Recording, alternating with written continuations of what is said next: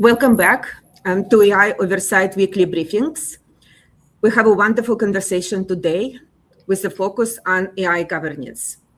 So today we're going to talk about what is happening with AI governance when it goes into the runtime. I have wonderful people today joining me for this conversation. I have Sanjeev Kumar, who is the Chief Information Security Officer, and I have Thomas Lang, who is the founder of the company, who is working on technology for Runtime AI Oversight. Welcome to the conversation. Thank you. Thank you for having us, Dr. Elena. Wonderful. So maybe we can start from the quick introduction. And Sanjeev, I will start from you if you can introduce yourself to our audience. Thank you very much. First of all, good afternoon to everyone, and thank you for having me here. My name is Sanjeev Kumar. I'm a VP of Information Security for Shake Shack. Even though it's a new position for me, however, AI world is not new for me. I've been working with AI over the past 4.5 to 5 years. And I've seen it evolving, starting with the very bare minimum use cases over to now fully agentic, and people are moving towards AGI side of the house. So I'm extremely interested to, not only just answer the questions, but also learn more from Thomas and you, Dr. Elena, that what's your perspective and how do we shape up the future of AI? So thank you once again, and I'm excited here. Thank you so much, Sanjeev. And Thomas, maybe you can give your quick introduction as well. Absolutely. Thank you, Sanjeev. So I'm Thomas Law, the founder of Aurelium. Most of my focus and discipline the past few decades has been in governance. And how do we apply governance to the changing landscape of technologies? And I'm really interested in this conversation that Dr. Elena has put together here. It will allow myself to learn more about different technologies, different perspectives from security and from governance side of the house as well, and see how the landscape is shaping out for the next 10 or 15 years. Okay, wonderful. So let's jump to conversation. So for our audience, through the session today, we're going to help you to demystify 3 questions. First is why AI governance must extend into runtime. Second one is what organizations need to observe while AI is operating.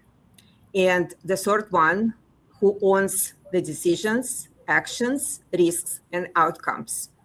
So let's start from the first question. I often hear, first of all, a lot of confusion what AI governance is. There are 100 different definitions are flying around. But one statement I heard recently that AI governance ends at deployment. It's not required after the technology is already implemented. Agree, disagree, and why? So maybe, Thomas, we can start from you. Yeah, thanks again. I mostly agree. Governance today is still heavily front-loaded before deployment. There are testing, there is legal, there is risk, and security happens before deployment. Deployment is not the end of governance from my perspective. It is where operational governance begins. Okay, great. Sanjeev, do you have anything to add from your view? Yeah, 100%.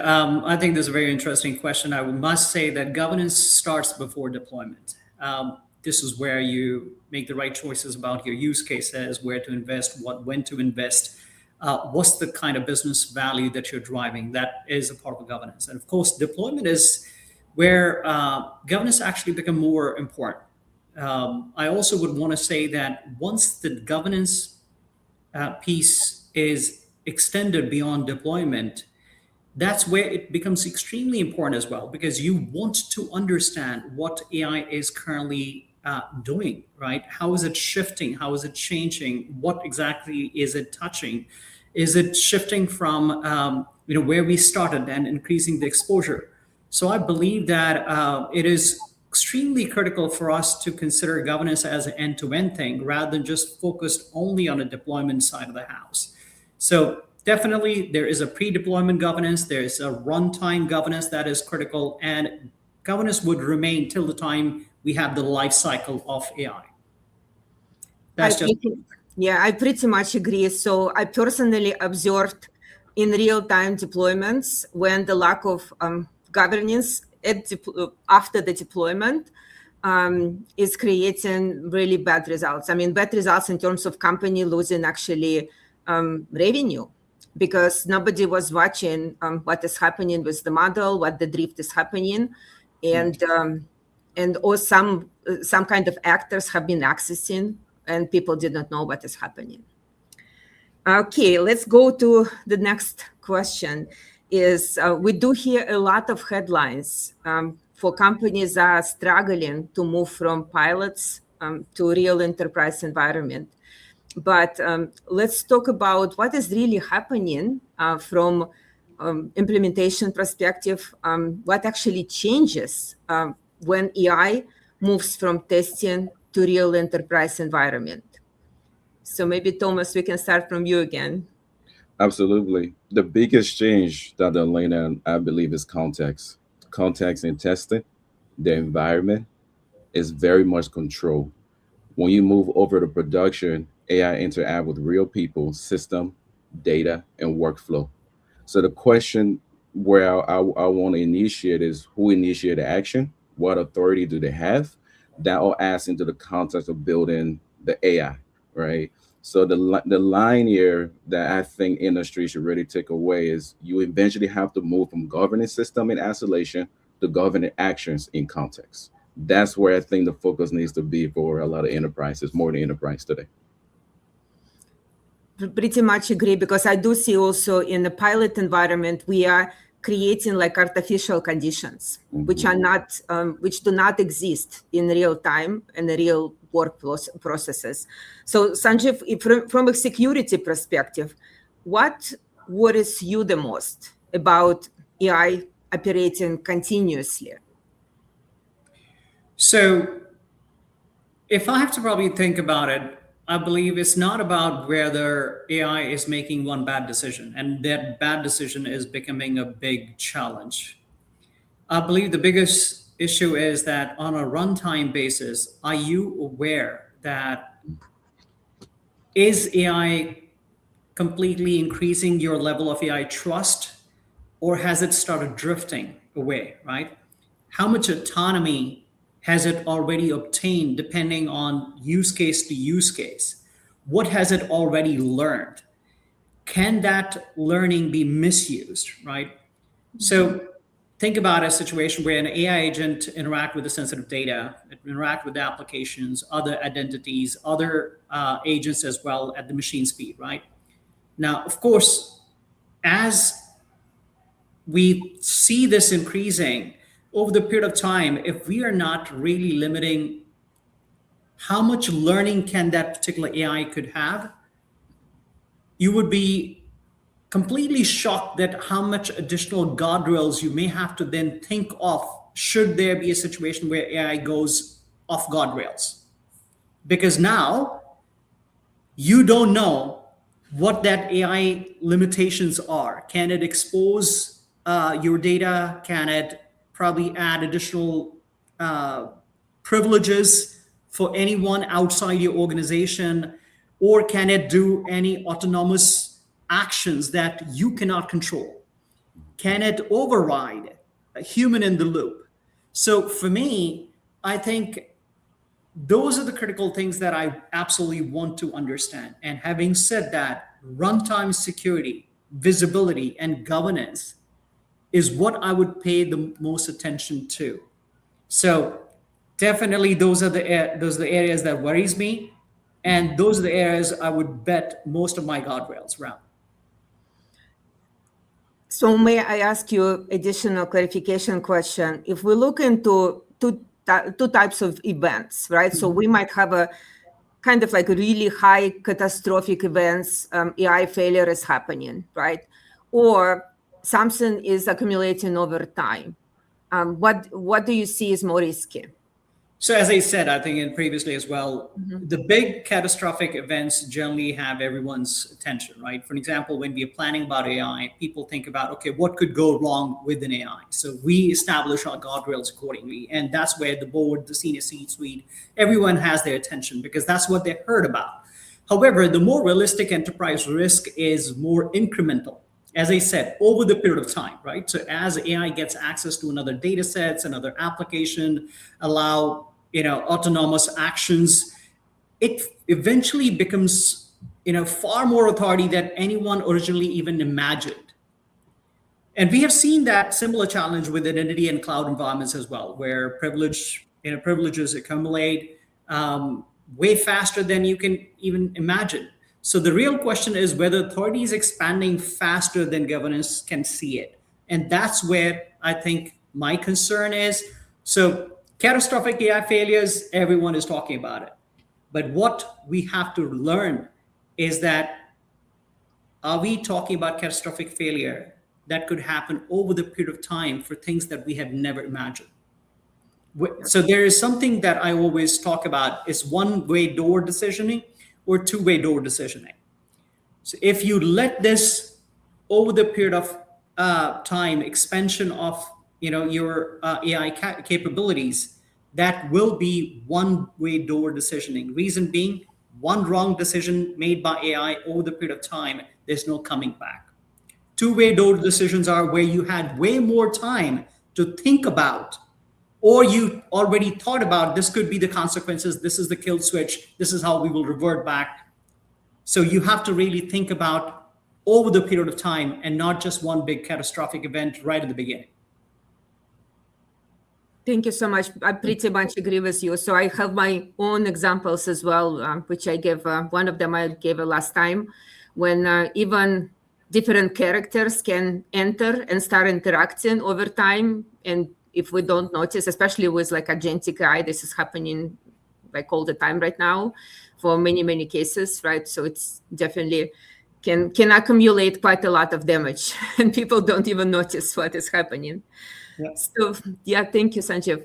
So, Thomas, in your conversations, because I know you have a lot of conversations with different companies and government and healthcare, for you is also, I think it was also the learning for you is who actually owns AI once it is operating?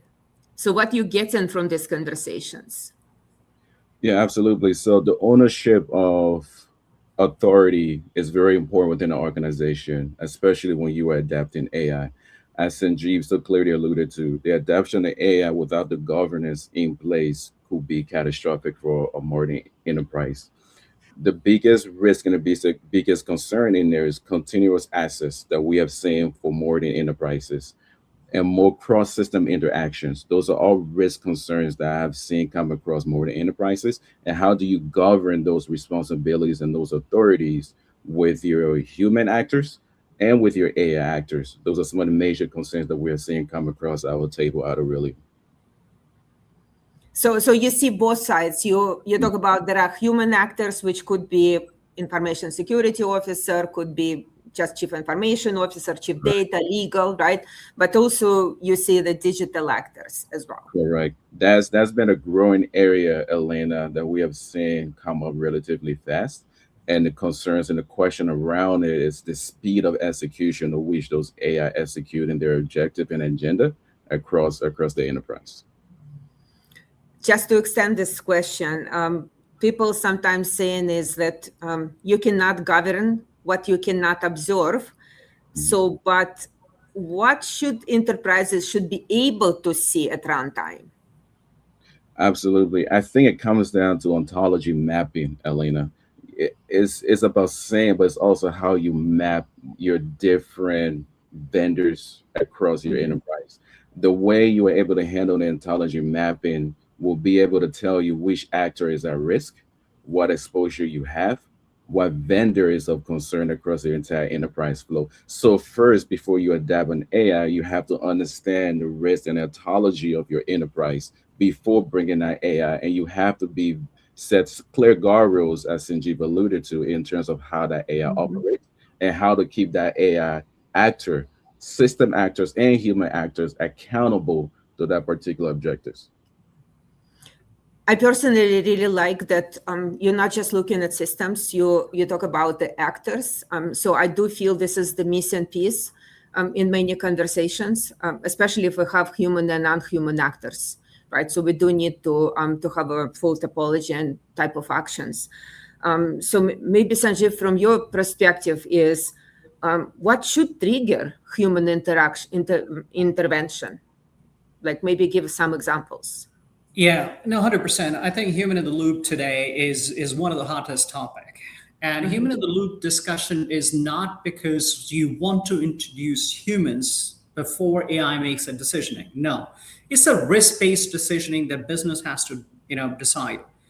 Think about it, from a governance point of view, business makes a choice that, okay, we're going to use AI and this is how we will be governing it. But at the same point of time, when we introduce more and more capabilities with AI, around AI, we have to really understand that what type of autonomy now AI has. Is AI making those decisions that we had never approved AI for? Is the context for which we introduce the AI, is it drifting beyond that? Or the use cases were never approved to do that, and now AI is able to do that, right? So anytime when the behavior is changing materially and increasing the material risk for the organization, that's where you need to introduce human in the middle. It is not to basically look into every single decision that AI has taken. No.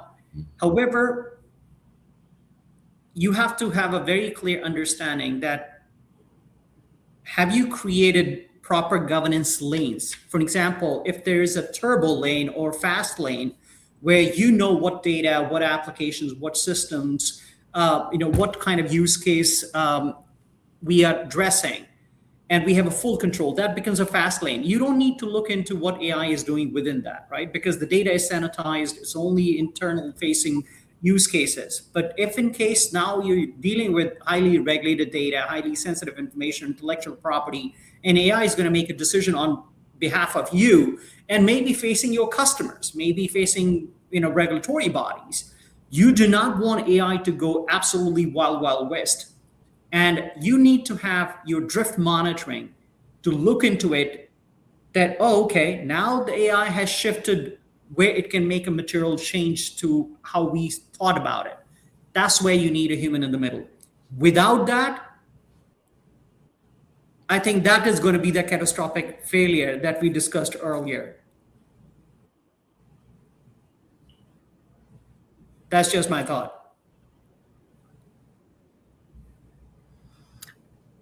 I pretty much agree, Sanjay. So I would actually extend maybe into the board question, because both of you and I are involved working with the organization like National Association of Corporate Directors, right?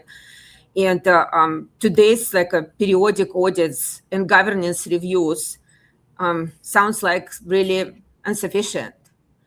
So what is your perspective in the change of governance, which even boards have to make changes? See, board from their own fiduciary duty point of view is always thinking about a few things. One is risk management. Yep. And another piece is, do we have our AI under control? Are we governing the AI, or AI is now governing us?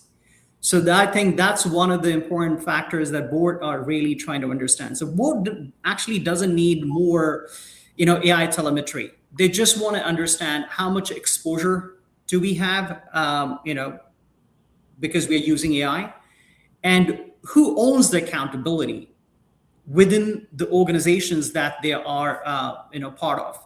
So I would absolutely say that if I'm the board member, I would want to understand, where are we using AI in material business processes? I also would like to understand what level of autonomy is my organization giving back to the AI. What type of sensitive data am I feeding to unmanaged, unsanctioned AI solutions? Or do I have a full visibility into what AI tools, vendors, third parties that we are introducing? I also would like to understand is, what are those significant incidents or exceptions that are occurring?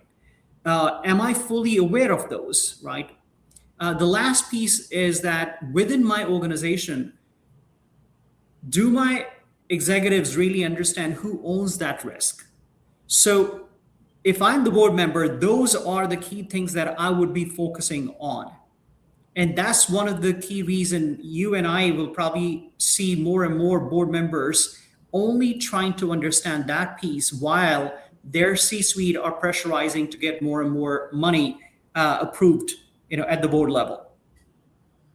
Yeah, thank you so much. I think we can do a full discussion on this topic for sure, because it does require a lot of digging. And I do see there is still a lot of confusion with boards on what exactly needs to be governed and how often, right? So something to think about. So Thomas, maybe going back to you is, can you describe us from your view is what does good runtime AI oversight actually looks like in practice? Absolutely. So a good runtime AI in real time practice, it starts with the foundational aspect of what it is that you are trying to govern against, right? And you also got to start with your surface risk, whether that's a vendor risk, whether that's a P2P, or whether that's a transfer risk in the financial service industry. You have to start there first. And second, it has to be deterministic. We're seeing a lot of probabilistic AI that are taking place. My strong belief is that business is deterministic first. And how is your deterministic semantics set up across your organization? Is it allow? Is it hold? And how does that escalate if the AI runs into particular obstacles that is drifting across your enterprise from one system to the next system? How do you hold that AI execution point, and how is your escalation or your break glass moment actually work? So I believe we don't just start with runtime, we start with the organization structure first, back to what I said earlier on the ontology side, that flows into the real-time runtime in terms of how that AI is supposed to work or how that application is supposed to execute.